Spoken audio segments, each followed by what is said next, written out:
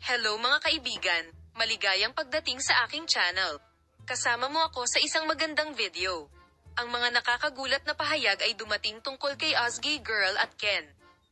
Nagdulot ng tawa at sorpresa si Ozgie Girl sa pamamagitan ng paggawa ng malakas na pahayag tungkol sa kanyang posibleng kasal sa hinaharap sa isang panayam kamakailan. Nang tanungin si Ozgie Girl tungkol sa kanyang mga planong magpakasal sa hinaharap, ibinigay niya ang sumusunod na sagot ng may pilyong ngiti. Kung ako ay magpakasal, I would marry Ozgie Girl. Tugon na puno ng katatawanan at pagka-orihinal.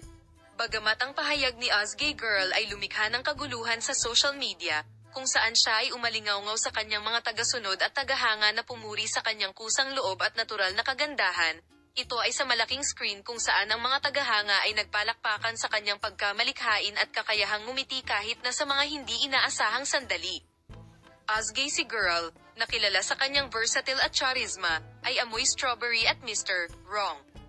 Kung saan nakuha niya ang puso ng milyon-milyong manunood sa buong mundo sa kanyang hindi malilimutang pagganap sa mga serye sa TV gaya ng, ang kanyang kakaibang estilo at likas na talento ang naging dahilan kung bakit siya isa sa ang pinakamahal at hinahangaan ng mga aktor sa Turkish entertainment industry.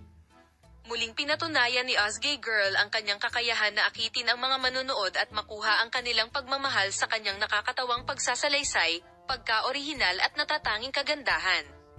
Samantala, patuloy silang sinusuportahan ng kanilang mga tagahanga sa bawat hakbang ng kanilang karera. Inaasahan nilang makita kung anong mga bagong sorpresa ang nasa hinaharap, parehong propesyonal at personal.